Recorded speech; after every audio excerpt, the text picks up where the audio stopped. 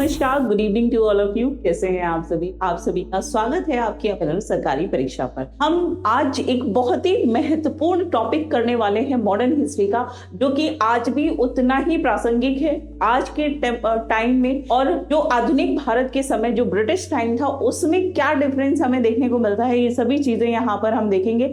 लेकिन उसके लिए क्या करना पड़ेगा, आपको क्लास को शेयर करना पड़ेगा। तो जल्दी जल्दी से यहाँ पर कनेक्ट कर लीजिए। आज हमारा जो टॉपिक है आधुनिक भारत में जो शिक्षा नीति थी उससे रिलेटेड बात करेंगे। ठीक है, आज जो हम पढ़ने वाले हैं वो क्या है, आधुनिक भारत में शिक्षा नीति। ठीक है, और ये कंपैरिजन करके बताऊंगी कि ब्रिटिश टाइम की जो एजुकेशन पॉलिसी थी वो कैसे आज भी उसी तरीके से काम कर रही है। ठीक है, पहला सवाल आपकी स्क्रीन पे है और क्वेश्चन क्या कह रहे हैं यहाँ पर। क्वेश्चन है कि भारत में अंग्रेजों ने प्रथम मदरसा कहाँ स्थापित किया था? मद्रास में, बंबई में, अलीगढ़ में या फिर कोलकाता में? मदरसा आप समझते होंगे, मदरसा जो है ये इस्लाम में या फिर हम कहें मुस्लिम धर्म में जो उर्दू भाषा है या इस्लाम का जो एजुकेशन है उसको मदरसे में पढ़ाया जाता है। ठीक है, मदरसा क्या है आपका इस्लाम एजुकेशन सेंटर कह सकते हैं हम। ये क्या है, एक इस्लामिक एजुकेशन सेंटर होता है जहां पे बच्चों को कुरान के बारे में पढ़ाया जाता है। ठीक है, और साथ ही के साथ आप देखेंगे यहाँ पे कुरान के बारे में पढ़ाया जाता है और जो उर्दू भाषा है उस के बारे में यहाँ पर शिक्षा जो है दी जाती है। ठीक है, उसके बारे में शिक्षा यहाँ पर दी जाती है। कौन सा वो ऐसा ब्रिटिश शासक रहा जिसने मदरसों की स्थापना की? तो आपको बता दूं 1781 में एक व्यक्ति आता है और आपको मालूम होगा 1781 के समय बंगाल का गवर्नर जनरल बनाया गया था। किसे? वॉरेन हेस्टिंग को। ठीक है, वॉरेन हेस्टिंग जो है ये क्या बनता है, ये बंगाल का पहला गवर्नर जनरल बनता है। ठीक है, गवर्नर जनरल बनाया जाता है।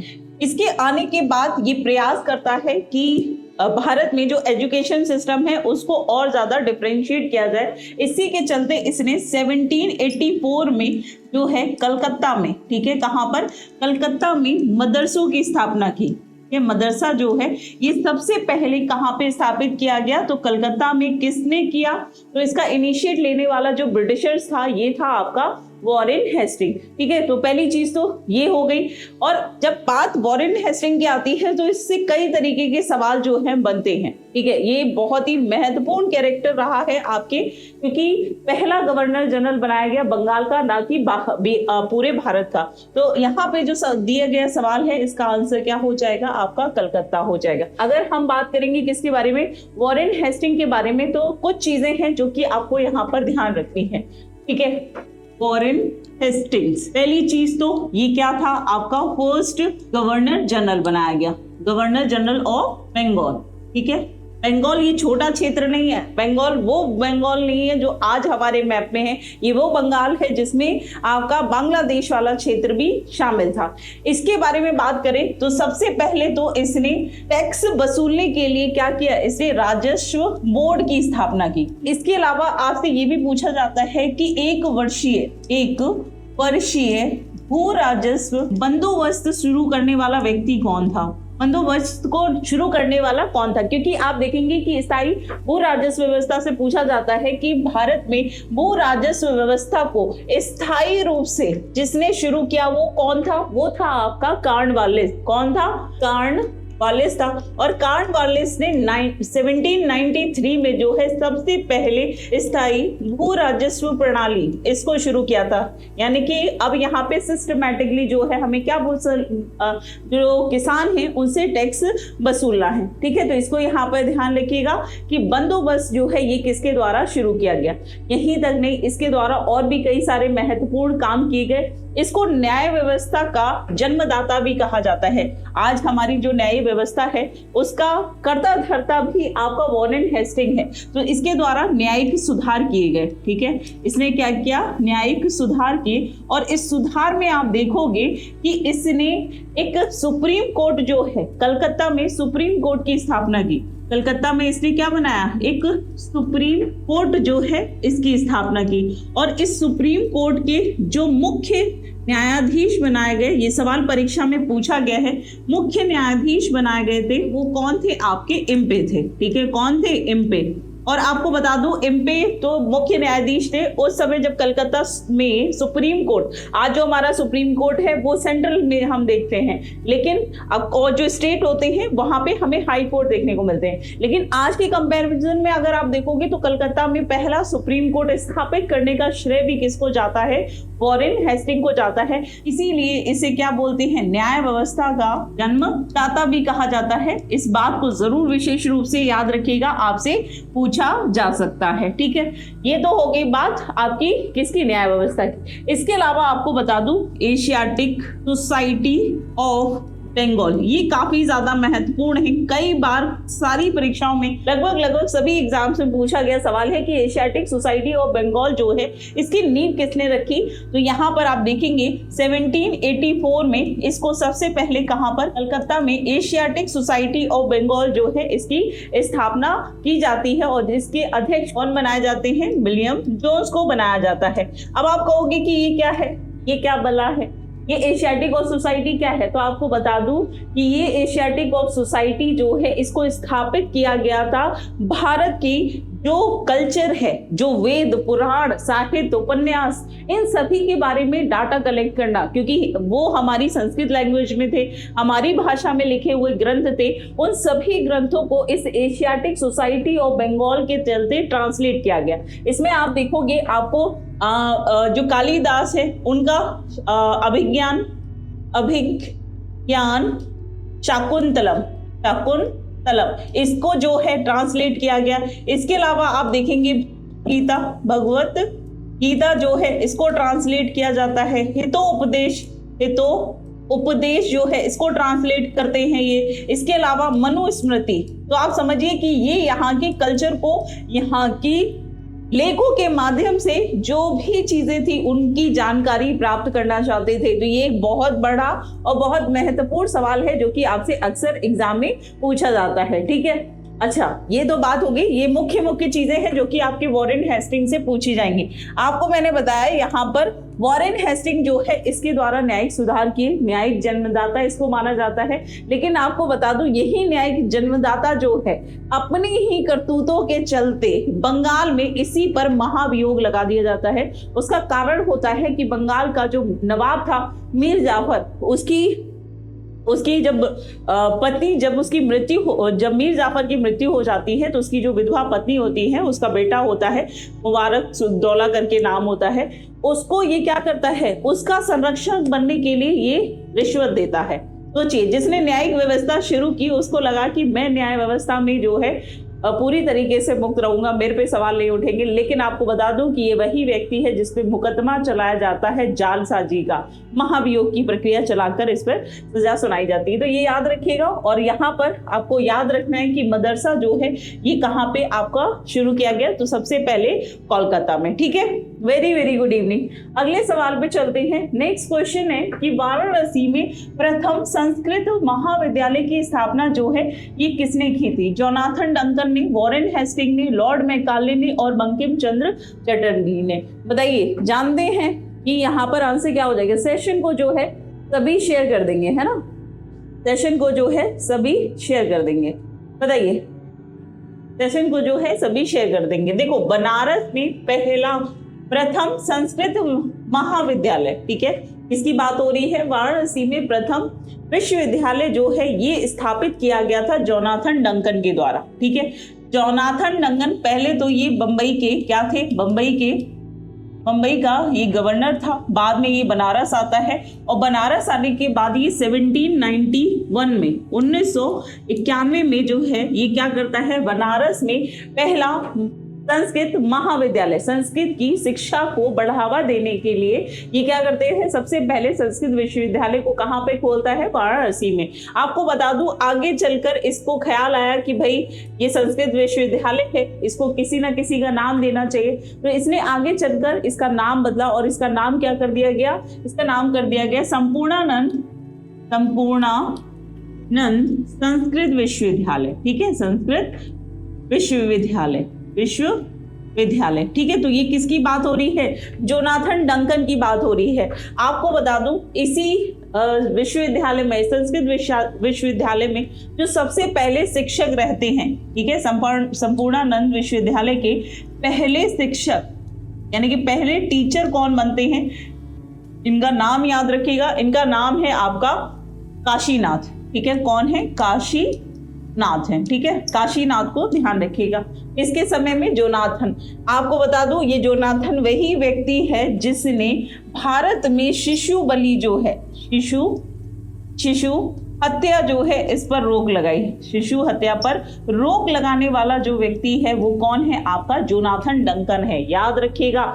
भारत में कई सारी ऐसी प्रथाएं थी जिनको ब्रिटिशों के, देखो कभी यूपीएससी की कैटेगरी में जब आप तैयारी करते हैं, ठीक है, तब स्टेट पीसेस की जब आप तैयारी करते हैं तो वहां पे पूछा जाता है कि ब्रिटिशों का आना भारत में ये नकारात्मक और सकारात्मक रूप से, यानी कि उसके पॉजिटिव साइड और नेगेटिव साइड क्या है, इसको डिटेल में इलाबोरेट करिए, ठीक है।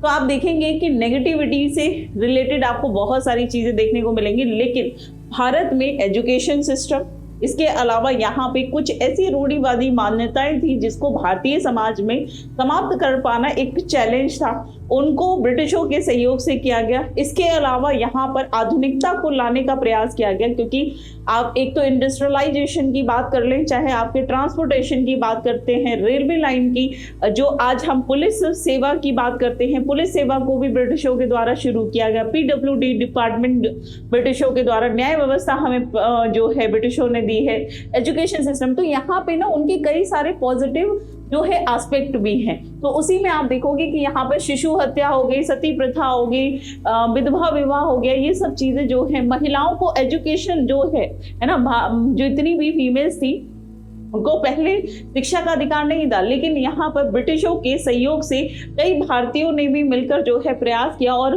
महिला शिक्षा, स्त्री शिक्षा को जो है बढ़ावा दिया है। तो इसको जरूर ध्यान रखिएगा, ये आपसे पूछा जाता है। अगले सवाल पे चलते हैं। अगला सवाल है हंटर कमीशन। आपसे पूछा जाता है कि हंटर कमीशन की रिपोर्ट में विकास पर विशेष जोर दिया गया है, ठीक है। हंटर कमीशन पर किस पे जोर दिया है, बालिकाओं की शिक्षा पर, या उच्च शिक्षा को, प्राथमिक शिक्षा या तकनीकी शिक्षा को बढ़ावा देने के लिए।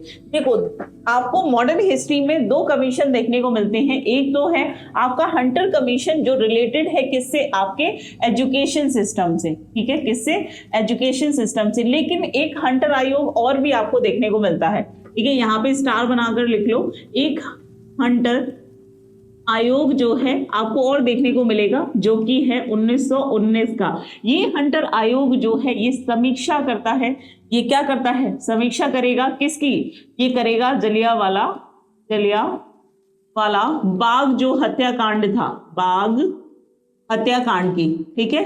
आपको मालूम है कि जलियांवाला बाग हत्याकांड जो है ये 13 अप्रैल 1919 की घटना है, जहां पर बहुत ही सभी जितने लोग जलियांवाला बाग में आंदोलन कर रहे थे, प्रदर्शन कर रहे थे, उन सभी को गोली मारकर हत्या कर दी गई।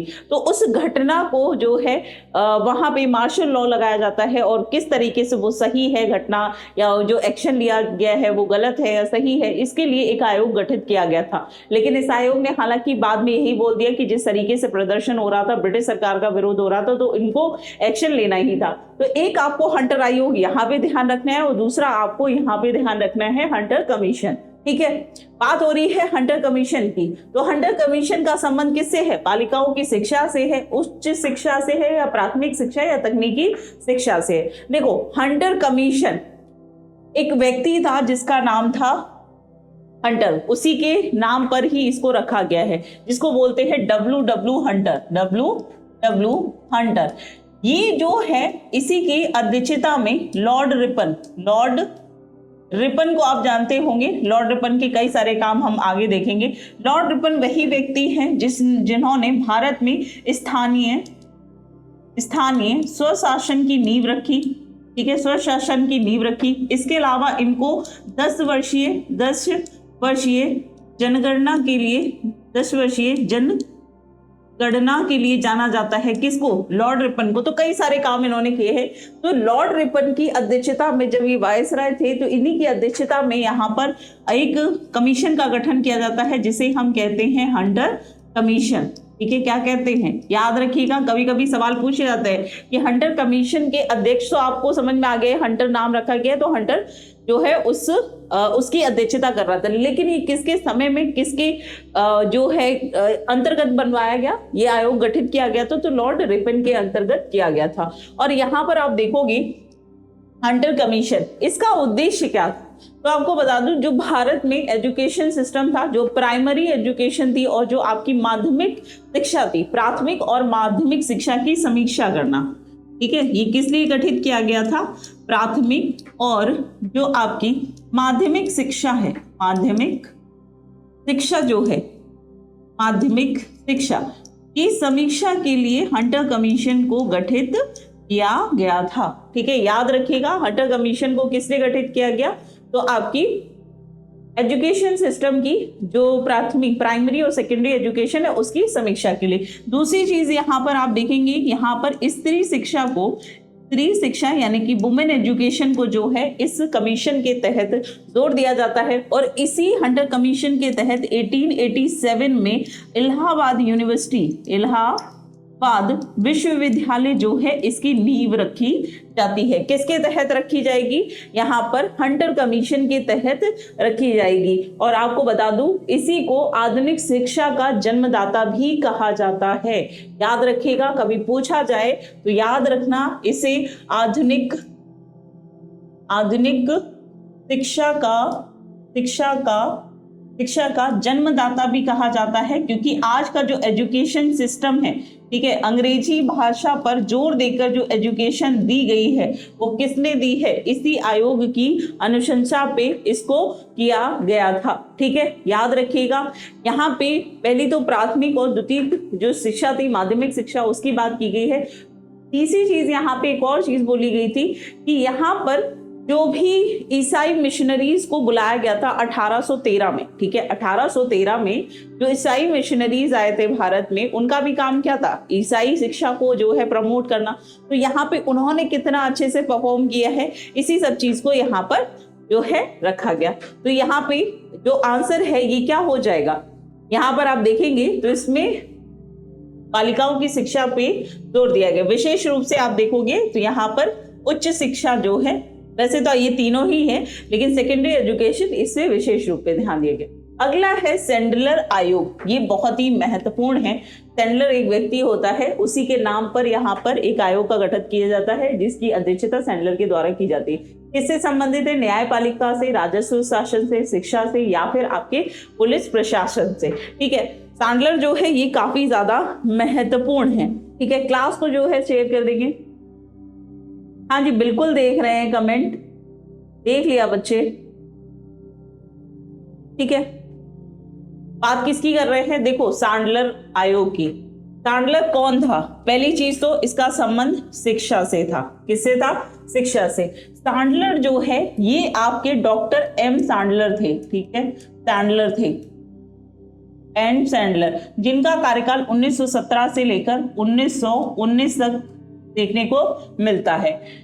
आप देखेंगे कि इनके द्वारा कलकत्ता में, ठीक है, कलकत्ता विश्वविद्यालय की जो प्रॉब्लम थी, ठीक है, कलकत्ता विश्वविद्यालय की जो समस्याएं थी, उनके समस्याओं के निदान के लिए जो है इस सैंडलर आयोग का गठन किया गया था। इसमें सैंडलर भी थे और इसके अलावा 2 भारतीयों को भी शामिल किया गया था। आपको बता दूं ये इंपॉर्टेंट क्यों है, जो कि मैंने यहाँ पे बोला है, यही सैंडलर आयोग जो है इस आज का जो हमारा एजुकेशन सिस्टम है, हम क्या करते हैं, 10th करते हैं हायर एजुकेशन, उसके बाद हम 12th करते हैं, फिर हम जाते हैं ग्रेजुएशन में, और हमारा ग्रेजुएशन जो है ये कितने साल का होता है, 3 इयर्स का होता है। तो ये जो सिस्टम है, ठीक है, 10th 12th और ग्रेजुएशन की जो सिस्टम है, एजुकेशन सिस्टम है, इसको देने वाला कौन था, आपका सैंडलर आयोग था। ठीक है, याद रखिएगा, कई बार पूछा जाता है कि सैंडलर आयोग के द्वारा ही आपके 10th 12th ग्रेजुएशन जो है इसको शुरू किया गया था। ठीक है, इसको शुरू किया गया था। इसके अलावा आप याद रखिएगा कि जितने भी आपके आयोग बनाए गए सभी का टारगेट था वुमेन एजुकेशन। तो यहाँ पे भी इनका भी उद्देश्य क्या था, वुमेन एजुकेशन को बढ़ावा दिया जा सके। अब देखो, जब ये सैंडलर आयोग का गठन किया गया तो आप देखेंगे कि इसी की तर्ज पर कई सारे जो यूनिवर्सिटी है उनको स्थापित किया गया। सबसे पहले आप देखोगे कि 1916 में बनारस विश्वविद्यालय जो है, ठीक है, बनारस विश्वविद्यालय इसको स्थापित किया गया। कब? आपके 1916 में। इसके बाद आप देखेंगे 1917 में आपका पटना विश्वविद्यालय ये कब स्थापित किया गया है? 1917 में। इसके अलावा 1920 में आप देखेंगे 1920 में अलीगढ़ यूनिवर्सिटी विश्वविद्यालय देखने को मिलेगा। आपका अलीगढ़ यूनिवर्सिटी जो है 1920 में स्थापित की जाती है। और इसके बाद 1921 में लखनऊ विश्वविद्यालय। तो ये सभी यूनिवर्सिटीज जो हैं, यहाँ पे किसकी बात की कि 3 साल का ग्रेजुएशन होना चाहिए। अब ग्रेजुएशन के लिए विश्वविद्यालय हो तो उन सभी विश्वविद्यालयों को जो है यहाँ पर इस सेंट्रल आयोग के तहत ही स्थापित किया गया था। ठीक है, तो ये इसको ध्यान रखिएगा, बात हो रही है सेटलर आयोग की। अगला है लॉर्ड मैकाले। ठीक है, लॉर्ड मैकाले बहुत ही इंपॉर्टेंट जो है व्यक्ति रहा है आपके आधुनिक शिक्षा में। इसका संबंध किससे है? सेना के सुधार से है, सती प्रथा की समाप्ति से है, अंग्रेजी शिक्षा से है, या फिर आपके स्थायी बंदोबस्त से है। बात किसकी कर रहे हैं हम? लॉर्ड मैकाले की। आपको बता दूं कि भारत की एजुकेशन सिस्टम बहुत ही ज्यादा बहुत बेहतरीन और बहुत ही शानदार था, लेकिन उस एजुकेशन सिस्टम को जो है यहाँ पे मैकाले की एक नई नीति लेकर आते हैं जिसमें अंग्रेजी शिक्षा पर सबसे ज्यादा जोर दिया जाता है। और जो भारत में चल रहे उस समय के गुरुकुल थे, है ना, जहाँ पे इतने सारे एक्सपर्ट टीचर हुआ करते थे, जो संस्कृत भाषा, जो हमारी जो ग्रंथ थे, वेद, पुराण, उपन्यास, इन सभी को पढ़ाया करते थे। इस सभी एजुकेशन सिस्टम को बैन करने का प्रयास जो है मैकाले की नीति के द्वारा किया जाता है। ठीक है, तो मैकाले ने जो है सबसे पहले बात करें तो 1854 में इसका एक घोषणा पत्र आता है। ठीक है, मैकाले का एक घोषणा पत्र आएगा और इसमें आप देखोगे यहाँ पे एक थ्योरी दी गई जिसको बोलते हैं डाउनवर्ड डिस्पैच थ्योरी। ठीक है, डाउनवर्ड डिस्पैच थ्योरी। अब आप कहोगे कि ये क्या है? इसको वुड डिस्पैच भी कहा जाता है, वुड्स डिस्पैच भी कहा जाता है। अब आप कहोगे कि ये क्या है? वुड डिस्पैच, इसका मतलब ये था, इसने यहाँ पर ये बोला कि भारत में कुछ ऐसे उच्च वर्ग के लोग, ठीक है, कुछ ऐसे उच्च और मध्यम वर्ग के लोग जो हैं, मध्यम वर्ग के जो लोग हैं, इनको सीमित क्षेत्र में, सीमित लोगों को जो है यहाँ पर उच्च और मध्यम वर्ग के कुछ सीमित लोगों को हम क्या कर देंगे? लोगों को शिक्षित करेंगे। ठीक है, लोगों को क्या करेंगे? हम शिक्षित कर देंगे। सभी को शिक्षित करने की बात नहीं की है। मैकाले कहता है कि हम क्या होगा, जिनके पास पैसा है ना, जो पैसा दे सकते हैं, मध्यम वर्ग के, उच्च वर्ग के लोग, उनके कुछ लोगों को हम शिक्षित कर देंगे। और वो क्या करेंगे? जब हम इन्हें शिक्षित कर देंगे तो ये धीमे धीमे जो है नीचे निम्न वर्ग तक जो है एजुकेशन को लेकर जाएंगे। तो यहाँ पे क्या होगा? ब्रिटिश सरकार का खर्चा बढ़ेगा, जो खर्चा है वो काफी कम हो जाएगा, उनको एक्स्ट्रा मेहनत नहीं करनी पड़ेगी, सबको बुला रहे हैं। तो यहाँ पर इसी बात को सबसे ज्यादा प्राथमिकता दी गई। कब? आपके मैकाले की नीति में। ठीक है, इसको यहाँ पर ध्यान रखिएगा कि ये किसके द्वारा दी गई। इसके अलावा सबसे इंपॉर्टेंट चीज जो है इसके द्वारा की गई वो है आपकी इंग्लिश एजुकेशन सिस्टम।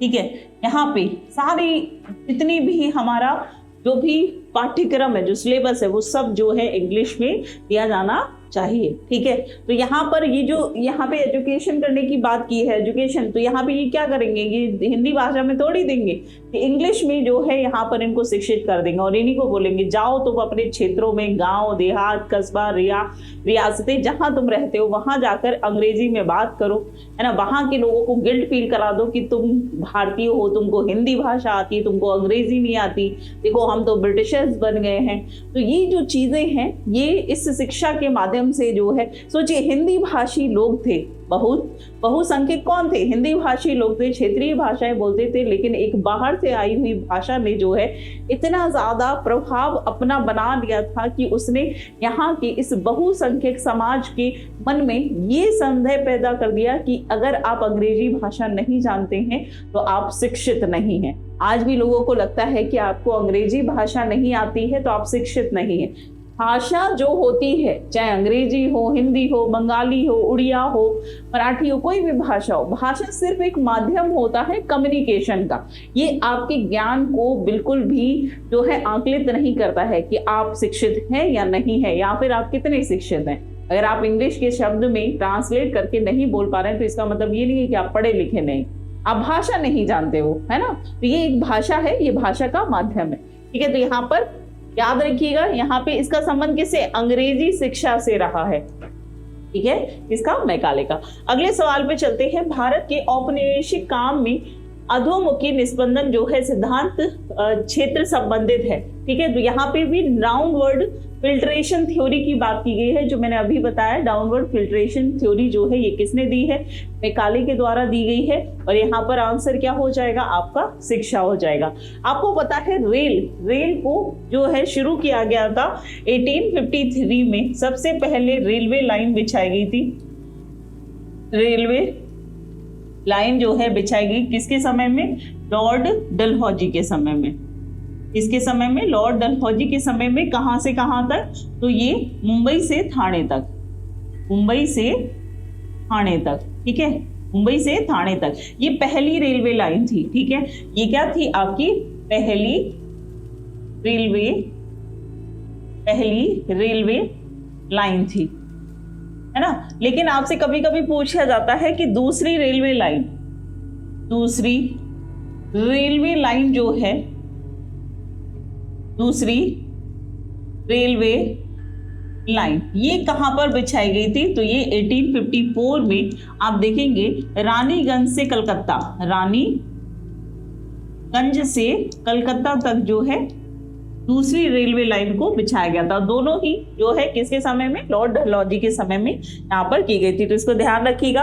अगले सवाल पे चलते हैं। अगला सवाल है कि भारत में आधुनिक शिक्षा प्रणाली की नींव किससे पड़ी है, ठीक है। जो आज का हमारा एजुकेशन सिस्टम है, जिसको ये जो हमारा प्रीवियस हम जो यहाँ पे पढ़ रहे हैं, जो ब्रिटिश टाइम पे एजुकेशन सिस्टम है, उसी को यहाँ पर सुधारा जा रहा है। जो अभी आपकी भारतीय शिक्षा नीति आई है 2020, उसमें इन सब चीज़ों में परिवर्तन किया गया है, जिसमें यहाँ पे इंग्लिश भाषा को जोर दिया गया है। जो नई एजुकेशन पॉलिसी हमारी आई है उसमें क्या कहा गया है कि क्षेत्रीय, जो बेसिक, जो प्राइमरी, जो इनिशियल फेज में दी जाने वाली एजुकेशन है उसको क्षेत्रीय भाषाओं में देना चाहिए। क्योंकि बच्चा जब स्कूल पहुँचता है, ठीक है, परिवार में वो कुछ समय रहता है, अपने परिवार में और अपने समाज में वो क्षेत्रीय ही भाषा सुनता है। और हम जब स्कूल भेजते हैं तो क्या होता है, सबसे पहले कह दिया जाता है कि भैया अंग्रेजी में बात करना। बच्चा वैसे ही डर जाता है, वो सीखने से ज्यादा उस भाषा पर पूरा ध्यान केंद्रित कर देता है कि कैसे भी मुझे इंग्लिश आ जाए। लेकिन इंग्लिश उसकी एजुकेशन को डिफाइन नहीं करती है। तो उसका जरूरी क्या है, सीखना, उस नॉलेज को सीखना, उस ज्ञान को सीखना, या फिर उस भाषा को। तो भाषा सेकेंडरी है, ज्ञान प्राथमिकता है। तो इसी चीज को जो है नई एजुकेशन पॉलिसी में रखा गया है। यहाँ पे पूछा गया जो आधुनिक शिक्षा प्रणाली है इसकी नींव किससे पड़ी है, तो ये 1854 के वो डिस्पैच, याद रखना इसको कौन लेकर आया है, तो मैकाले के द्वारा लाया गया है। इसका आपसे कई बार सवाल पूछा जाता है। अगला है भारत में 3 विश्वविद्यालय, आपका कलकत्ता विश्वविद्यालय, मद्रास विश्वविद्यालय और बम्बई विश्वविद्यालय जो है, इसकी स्थापना कब की गई, 1857 में, 1881 में, 1885 में, या फिर 1905 में, ठीक है। बताइए यहाँ पर आंसर क्या हो जाएगा, फटाफट से कमेंट करके बताओ यहाँ पर आप सभी का आंसर क्या हो जाएगा। हाँ जी बिल्कुल, ठीक है, चलिए बताइए यहाँ पर आंसर क्या हो जाएगा। 3 यूनिवर्सिटी जो है स्थापित की गई, और ये स्थापित की गई है कब, आपके 1857। अब आप कहोगे इस समय तो क्रांति चल रही थी देश में, 1857 का विद्रोह हो रहा था जगह जगह पे। हाँ जी बिल्कुल हो रहा था, लेकिन आपकी शिक्षा जो है उस समय की वो नहीं रुकी है। आप देखेंगे 1857 में आपके कलकत्ता विश्वविद्यालय, ठीक है, मद्रास यानी कि चेन्नई, मद्रास, और आपका बम्बई बम्बई विश्वविद्यालय जो है इसकी स्थापना कब की गई? आपकी 1857 में की गई है। कब की गई है? 1857 में। इसके अलावा आपको बता दूं कि यहाँ पर ये 1857 की बात की जा रही, ये यूनिवर्सिटी भी आपके जो अंग्रेजी शिक्षा का मैग्ना कार्टा कहा जाता है 1854 का, ठीक है, वुड्स डिस्पैच, ठीक है। ये थोड़ा सा आपने पढ़ा नहीं होगा क्योंकि ये एक ऐसा टॉपिक है जो कि ज्यादातर बच्चे अवॉइड कर देते हैं, है ना। उनको लगता है राष्ट्रीय आंदोलन से गांधी जी पढ़ लो, सुभाष चंद्र बोस पढ़ लो, उसी से हो जाएगा, लेकिन ये भी उतना ही इम्पोर्टेंट है, ठीक है। तो 1854 में वुड्स डिस्पैच जो है इसी के तहत यहाँ पर 1857 में इन विश्वविद्यालयों को स्थापित किया गया, इसीलिए इसको एक भारतीय शिक्षा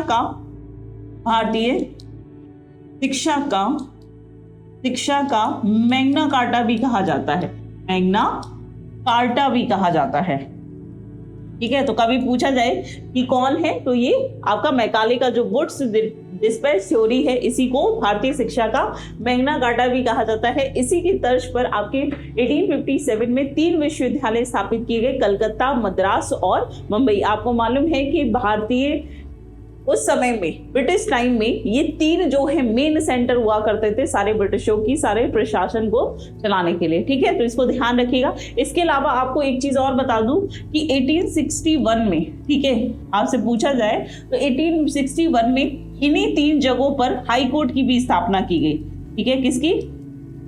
हाई कोर्ट भी स्थापित किए गए हैं कलकत्ता में, ठीक है। कब? 1861 में कलकत्ता में, बम्बई में और मद्रास में, ठीक है, और मद्रास में। तो यहाँ पे अगर यूनिवर्सिटी पूछा जाए तो याद रखना 1857। अगर आपसे पूछा जाए कि इन 3 जगहों पे हाई कोर्ट जो है ये कब स्थापित किए गए, तो ये किए गए आपके 1861 में, ठीक है। तो चलिए, तो ध्यान रखिएगा। 1905 आप सभी जानते होंगे, 1905 में क्या हुआ था? आपका बंगाल विभाजन, वो हम आगे बढ़ेंगे।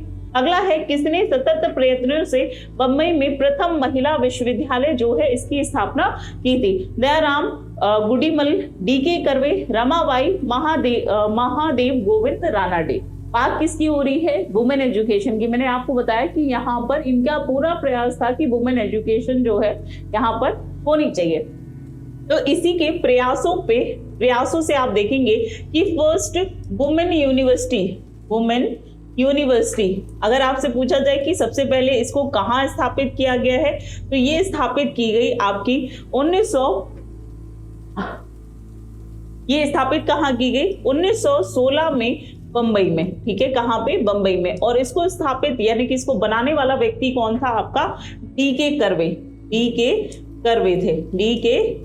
थे। तो इसको ध्यान रखिएगा, किसने बनाया है? डीके कर्वे ने कई सारी इंपॉर्टेंट काम किए हैं। इनमें इनके द्वारा डीके कर्वे ने ही विधवा गृह भी स्थापित किया है। विधवा गृह जो है इसको भी बनाया, विधवाओं के रहने के लिए जो है जगह दी बनाई गई जहां पे विधवाओं को रखा जा सके। और आपको बता दूं, ये इतना व्यक्ति विधवाओं को लेकर बहुत ज्यादा सेंसिबल था। इसने आगे चलकर एक ब्राह्मणी विधवा थी, उससे इसने विवाह भी किया और आगे चलकर इसकी जो है मृत्यु भी आप देखेंगे कि यहीं पर होती है, ठीक है। तो इसको यहाँ पर ध्यान रखिएगा, इंपॉर्टेंट है कि डीके कर्वे के द्वारा सबसे पहले महिला विश्वविद्यालय की नींव कहाँ रखी गई? तो मुंबई में। कब? तो 1916 में, ठीक है। कब? 1916 में। अगला सवाल है, निम्नलिखित कॉलेज में सर्वप्रथम किसकी स्थापना हुई है? हिंदू कॉलेज कलकत्ता में, या दिल्ली कॉलेज, मियो कॉलेज, या मुस्लिम एंग्लो ओरिएंटल कॉलेज? बताइए यहाँ पर आंसर क्या हो जाएगा? तो सबसे पहले जो यहाँ पर स्थापना हुई है वो किसकी हुई है? आपके हिंदू कॉलेज की हुई है, ठीक है। हिंदू कॉलेज, इसकी स्थापना कब की गई? 1817 में। और ये किसके प्रयासों से हुई थी? तो RRR, अब आप कहेंगे ये कौन है? राजा राम मोहन राय के द्वारा, ठीक है। राजा राम मोहन राय ने अपने प्रयासों से 1817 में कलकत्ता में सबसे पहले हिंदू कॉलेज जो है इसको स्थापित किया है, ठीक है। इसको स्थापित किया है, ठीक है, याद रखिएगा। इसके अलावा आपसे यहाँ पे पूछा जाए कि एंग्लो ओरिएंटेड कॉलेज जो है, ठीक है, ये सर सैयद अहमद के द्वारा, सर सैयद अहमद खां के द्वारा जो है 1875 में अलीगढ़ में इसको स्थापित किया गया है। ठीक है, अलीगढ़ में इसको स्थापित किया गया कब? आपके 1875 में। ठीक है, कब? 1875 में। तो आर का नाम याद रखिएगा। इनके द्वारा सबसे पहले हिंदू कॉलेज जो है ये स्थापित किया गया है कहां पर? तो आपके कलकत्ता में। ठीक है, इसके अलावा इसको भी ध्यान रखिएगा। मेयो की बात करें तो मेयो ने अजमेर में यूनिवर्सिटी जो है अजमेर में यूनिवर्सिटी जो है स्थापित की है, अजमेर यूनिवर्सिटी। ठीक है, तो इसको भी ध्यान रखिएगा। अगले सवाल पे चलते हैं। निम्नलिखित में से किसे सर्वप्रथम केंद्रीय विश्वविद्यालय जो है घोषित किया गया?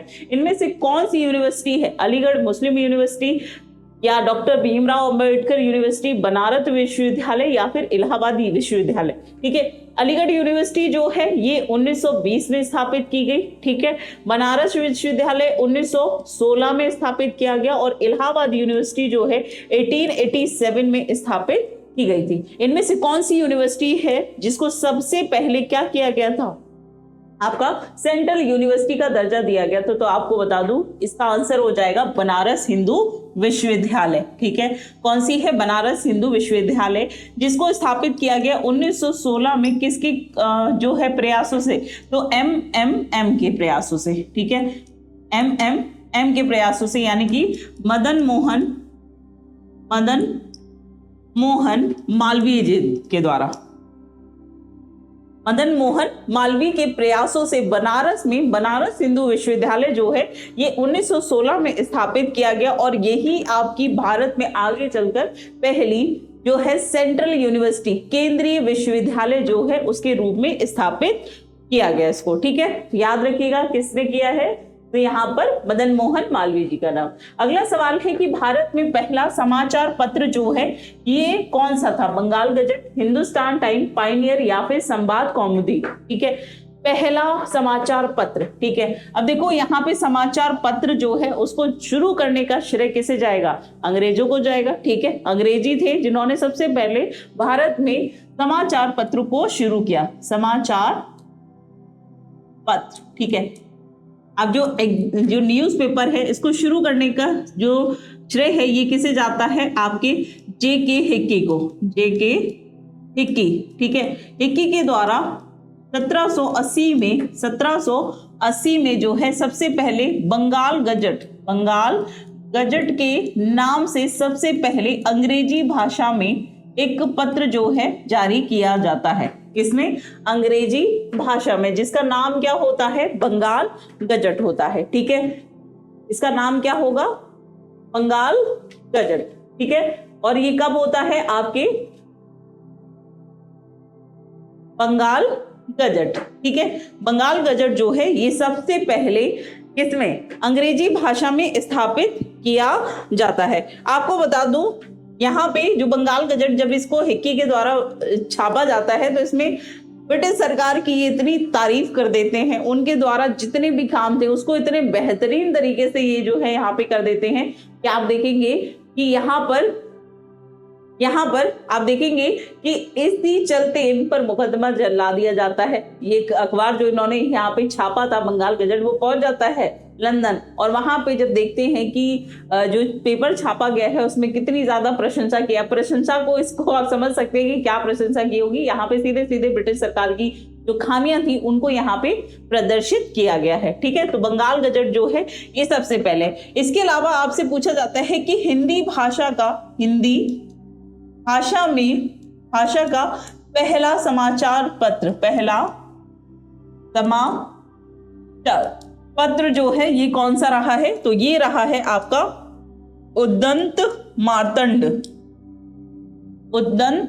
मार्तंड, और ये किसके द्वारा जारी किया गया है? उद्दंत मार्तंड 1826 में जुगल किशोर के द्वारा। किसके द्वारा?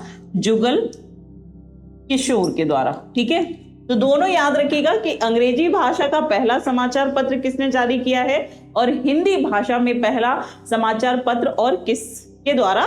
तो यहाँ पे जुगल किशोर है, यहाँ पे जेके हिक्की है। दोनों की डेट भी आपको दोनों को याद रखना है। अगले सवाल पे चलते हैं। निम्नलिखित में से किसने सर्वप्रथम प्रेस पर सेंसरशिप जो है इसको लागू किया था? ठीक है, बेलेजली ने, हेस्टिंग्स ने, जॉन एडम्स ने या फिर डलहौजी ने। ठीक है, प्रेस पर सेंसरशिप, सेंसरशिप का मतलब होता है रोक लगा देना। सेंसरशिप का मतलब क्या होता है? एक तरीके से रोक लगा देना। तो ये किसने सबसे पहले सेंसरशिप जो है इसको लगाया था? बताइए यहाँ पर आंसर क्या हो जाएगा?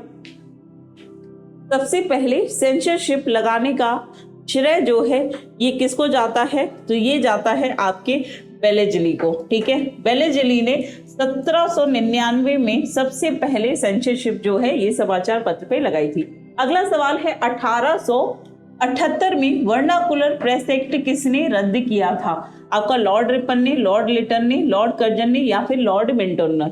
ठीक है, यहाँ पे क्या बात की गई है? आपसे पूछा गया है कि वर्नाकुलर प्रेस एक्ट जो है ये सबसे पहले किसने रद्द किया है। ठीक है, इसको रद्द करने वाला व्यक्ति कौन है? तो आपको बता दूं, ये रद्द जो किया गया है ये किया गया था, देखो वर्नाकुलर प्रेस एक्ट है क्या? आपको मालूम है कि अब समाचार पत्र जो हैं यहाँ पे भारत में छपने लगे हैं, कुछ अंग्रेजी भाषा में है ना, कुछ हिंदी भाषा में। लेकिन हिंदी भाषा में भी लोग सभी क्षेत्रों में तो हिंदी नहीं जानते हैं। मराठी, अगर हम महाराष्ट्र की बात करें, लोग वहां पे मराठी जानते थे, मराठी भाषा जो है इसको समझते थे। मद्रास के लोग मद्रासी भाषा, तमिल, तेलुगु। तो ऐसे में क्या हुआ कि जब ये जो न्यूज़पेपर है ये धीमे धीमे अपनी क्षेत्रीय भाषाओं में प्रकाशित होने लगे। और ये जो पेपर थे यहाँ पे क्या था, ब्रिटिश सरकार ने कनेक्टिविटी बनाने के लिए यहाँ पे किया था। लेकिन अब ये चीज जो है उनके लिए नकारात्मक सिद्ध हो गई। इनमें क्या हो रहा था, अब जितने भी न्यूज़पेपर छप रहे थे उसमें क्षेत्रीय भाषाओं में ब्रिटिश सरकार के विरोध करने के बारे में बात की गई। लोगों को जागरूक किया गया कि भाई तुम्हारे साथ गलत हो रहा है, तुमको आवाज उठानी है, और क्या क्या चीजें जो है ब्रिटिश सरकार के द्वारा की जा रही हो और उन पे हम किस तरीके से रोक लगा सकते हैं। अब इतना ज्यादा जब ब्रिटिश सरकार के खिलाफ ही क्षेत्रीय भाषाओं में जब अखबार छापे जाएंगे तो ये क्या करेंगे, ये इस पर रोक लगाएंगे। तो एक व्यक्ति आता है जिसका नाम है लिटन, ये क्या करेगा, ये लेकर आएगा वर्नाकुलर प्रेस एक्ट।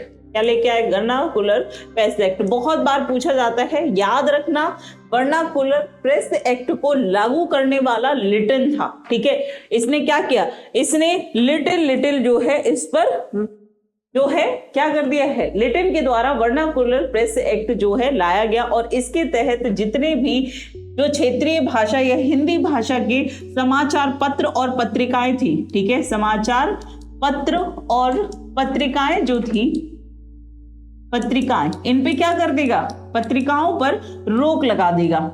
ठीक है, वर्नाकुलर प्रेस एक्ट का मतलब क्या है, यहाँ पे भी एक तरीके की सेंसरशिप जो है उसको लागू कर दिया जाएगा। ठीक है, यहाँ पे भी जो सेंसरशिप है उसको लागू कर दिया जाएगा। तो समाचार पत्र इसको लाया कब किया गया, तो इसे लाया गया 1878 में। लेकिन जो ये 78 में लाया गया वर्नाकुलर प्रेस एक्ट जो है, ठीक है, यहाँ पे सवाल क्या पूछा गया है कि 1878 में लाया गया वर्नाकुलर प्रेस एक्ट ये किसके द्वारा रद्द कर दिया गया।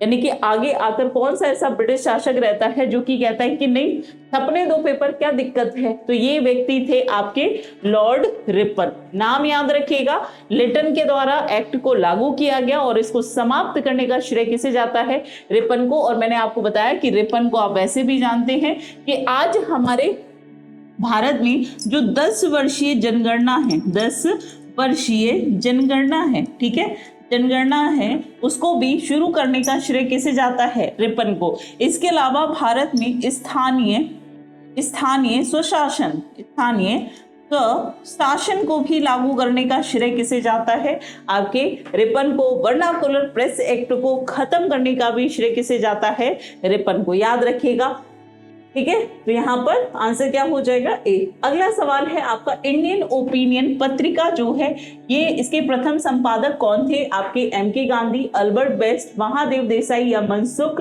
लाल नजर। बताइए यहाँ पर आंसर क्या हो जाएगा, कौन रहे हैं, या फिर आपका मनसुख लाल नजर।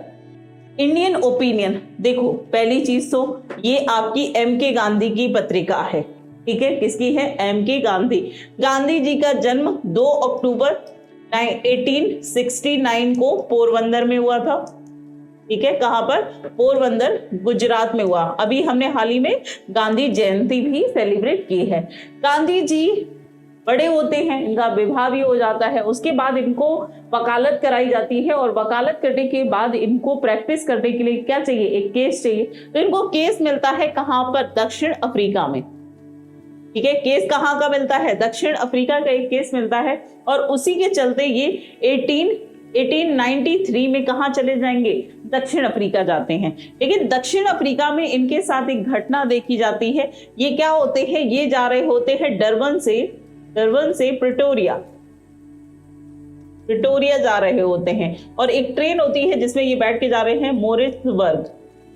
ठीक है, मॉरिसबर्ग। इस मॉरिसबर्ग की टिकट लेकर, फर्स्ट क्लास टिकट लेकर फर्स्ट क्लास के पहले डब्बे में जाके आराम से अपना सामान रख के बैठ जाते हैं, पढ़ने लगते हैं। और ऐसे में ही एक गोरा आता है और इनको कहता है कि भाई तुम यहाँ पे जो बैठ कैसे सकते हो, ये गोरों की जगह है। और आके टीटी को बुलाकर गांधी जी को आगे स्टेशन मॉरिसबर्ग स्टेशन पे जो है वो डिब्बे से बाहर फेंक दिया जाता है गांधी जी को। और सोचिए ये आपके आत्म स्वाभिमान को कितनी ठेस पहुंची होगी।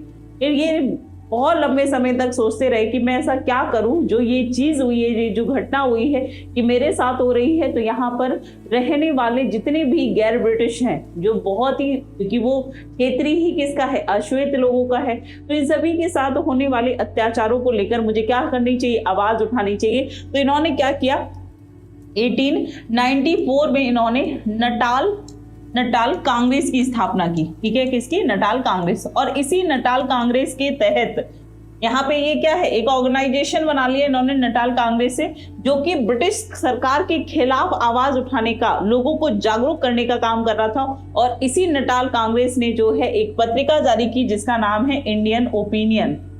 क्या नाम है, इंडियन ओपिनियन।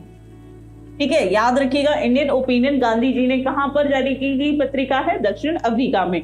यहीं पर नहीं, इसके बाद इन्होंने एक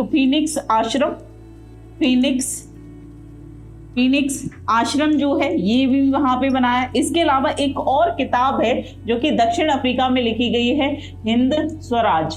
ठीक है, हिंद स्वराज, इसको इन्होंने कब लिखा है, तो 1905 के आसपास इन्होंने इस किताब को, हिंद स्वराज भी किसकी है, M.K. गांधी की, मोहनदास करमचंद गांधी की किताब है हिंद स्वराज। तो ये सभी दक्षिण अफ्रीका से संबंधित है। वैसे अगर आपसे पूछा जाए कि गांधी जी की कौन कौन सी किताब है, तो मेरे सपनों का भारत ये किसकी है, गांधी जी की है। सत्य के प्रयोग, ठीक है, एक्सपेरिमेंट विद ट्रुथ, सत्य के प्रयोग किसकी है, आपके M.K. गांधी की है। इसके अलावा यंग इंडिया किसकी है, गांधी जी की है। इसके अलावा हरिजन पत्रिका, ये सब किसकी है, गांधी जी के द्वारा जारी की गई बुक और पत्रिकाएं हैं। तो इसको जरूर ध्यान रखिएगा। ठीक है बच्चे, क्लास का टाइमिंग डेली 7 बजे होता है, और ये PM पे होता है, शाम को 7 बजे, जो कि मंडे से लेकर फ्राइडे तक होती है। मंडे टू फ्राइडे जो है यहाँ पर फ्राइडे तक की क्लास होती है। सैटरडे संडे ऑफ होता है। मंडे से फ्राइडे तक हम टॉपिक वाइज पूरे के पूरे इस क्लास को कर रहे हैं। ठीक है, तो इसको ध्यान रखिएगा, M.K. गांधी। अगले सवाल पे चलते हैं। नेक्स्ट क्वेश्चन है, यहाँ पर कुछ किताबें दी गई हैं, यानी मैगजीन। बॉम्बे क्रॉनिकल किसने जारी की है, किसकी है, अल हिलाल किसकी है, यंग इंडिया, न्यू इंडिया किसकी है, बताइए। यहाँ पर एक तरफ आपके नाम दिए गए हैं, तो यंग इंडिया तो मैंने अभी बता दिया गांधी जी की है। तो डी का 3 ए में है, एक ही ऑप्शन से आपको हालांकि आंसर मिल गया है। लेकिन यहाँ पे बात करें तो एक का अबुल कलाम आजाद के द्वारा अल हिलाल किताब जो है इसको लिखा गया है। इसके अलावा फिरोज शाह मेहता की कौन सी है, Bombay Chronicle. Annie Besant Bharat की नहीं थी, भारत के बाहर से आई थी, तो उनके लिए इंडिया नया था, इसीलिए उन्होंने क्या लिखी है, न्यू इंडिया लिखी है। उनके लिए तो नया ही था ना, तो इन्होंने क्या लिखी है, न्यू इंडिया लिखी है। ठीक है, तो यहाँ पर आंसर ए हो जाएगा। अगले सवाल पे चलते हैं। 1920 के लाहौर से लाला लाजपत के द्वारा उर्दू का कौन सा समाचार पत्र जो है प्रारंभ किया गया था, वंदे मातरम, पीपल ट्रिब्यूनल या फिर वीर अर्जुन। ठीक है, लाला लाजपत राय ने 1920 में, ठीक है, 1920 में जो है कौन सा पत्र जारी किया था, तो यहाँ पर आंसर हो जाएगा वंदे मातरम। ठीक है, वंदे मातरम। इसके अलावा इन्होंने लाला लाजपत राय के द्वारा द पीपल्स करके भी एक पत्रिका जारी की गई थी। ठीक है, द पीपल्स, ये भी याद रखिएगा। अगला सवाल है फारसी साप्ताहिक मिरातुल अखबार, साप्ताहिक यानी कि वीकली एक मैगजीन आती थी जिसका नाम है मिरातुल अखबार, ये किसने जारी की है? लाला लाजपत राय, राजा राम मोहन राय, सर सैयद अहमद खां या फिर मौलाना सबली नुमानी के द्वारा। बताइए यहाँ पर आप सभी का आंसर क्या हो जाएगा? फटाफट से आंसर करेंगे, सभी का आंसर यहाँ पर क्या हो जाएगा? तो ये किताब जो है, ये जो मैगजीन है, ये राजा राम मोहन राय के द्वारा जारी की गई। इसके अलावा एक और पत्रिका जो कि फारसी भाषा में राजा राम मोहन राय के द्वारा फारसी भाषा में जारी की गई है, एक पत्रिका जिसका नाम है संवाद कौमुदी।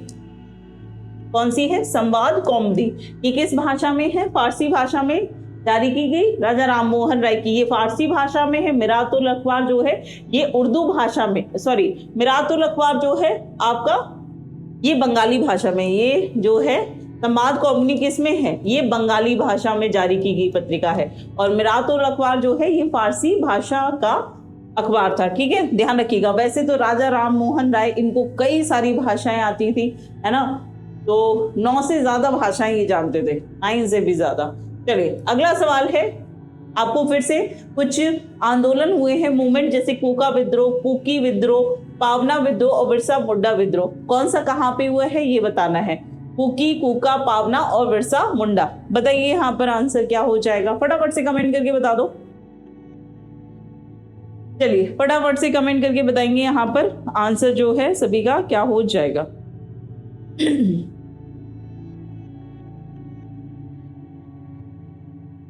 चलिए फटाफट से आंसर करेंगे, यहाँ पर सभी का आंसर क्या हो जाएगा?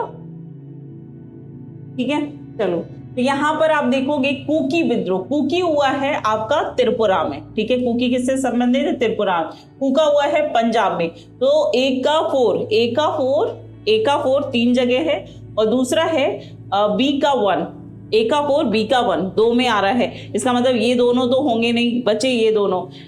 ठीक है, इसके अलावा बात करें पावना की, तो पावना विद्रोह जो है, पावना हुआ है बंगाल में और बिरसा मुंडा जो है ये बिहार, अब भी बिहार है लेकिन ये अब बिरसा मुंडा जो है झारखंड से संबंधित है। झारखंड क्योंकि बिहार से ही अलग हुआ है, तो यहाँ पे अगर बिहार की जगह झारखंड लिया हो तो याद रखिए, लेकिन उस समय तो बिहार पूरा एक ही रीजन था, तो उसी के अकॉर्डिंग यहाँ पर आंसर क्या हो जाएगा आपका? डी ऑप्शन जो है सही हो जाएगा।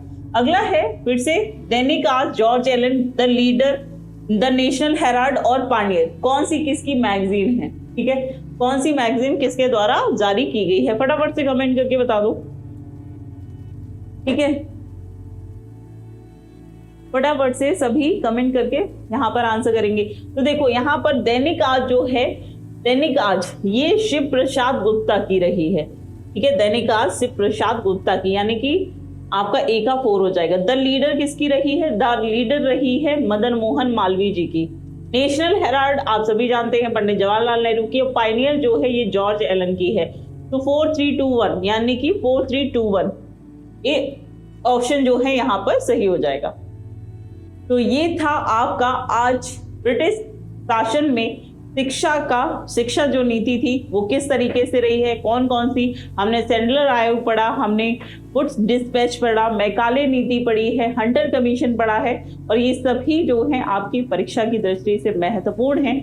तो इनको जरूर एक बार दोबारा से कहीं किसी किताब से या फिर दोबारा से क्लास देख सकते हैं, तो उससे पढ़ के जरूर लीजिएगा, क्योंकि यहाँ से जरूर क्वेश्चन पूछे जाते हैं। बाकी कौन से ऐसे महान भारत के व्यक्तित्व रहे हैं जिनके द्वारा कोई मैगजीन, पत्रिका, बुक, अखबार कुछ भी जारी किया गया है, तो उसको विशेष रूप से आप देख लीजिएगा, पढ़ लीजिएगा, क्योंकि सवाल वहां से बनते हैं। ठीक है, तो यहाँ पे क्लास जो है आपकी समय भी हो चुका है, और ये डेली क्लास का समय जो है फिर से मैं आपको बता दे रही हूँ, हम शाम को 7 बजे जो है इस क्लास को करते हैं। ठीक है, डेली शाम को 7 बजे हो रही है। अभी हम हिस्ट्री देख रहे हैं। हिस्ट्री में इससे पहले मैंने आपको प्राचीन और मध्यकालीन भारत पढ़ा दिया है। अगर आपने वो क्लास नहीं देखी है तो उसको देख लीजिए। और अभी हम शिक्षा नीति पढ़ रहे हैं। कल हम 1857 की क्रांति देखेंगे कि किस तरीके से धीमे धीमे ब्रिटिश शासन ने भारत पर कब्जा किया और लोगों में कितना आक्रोश था, उसके क्या क्या कारण रहे, उन सभी चीजों को देखेंगे। तो कल हम 1857 की क्रांति देखेंगे, महत्वपूर्ण है क्योंकि वहां से आपके सवाल बनते हैं। इसके बाद हम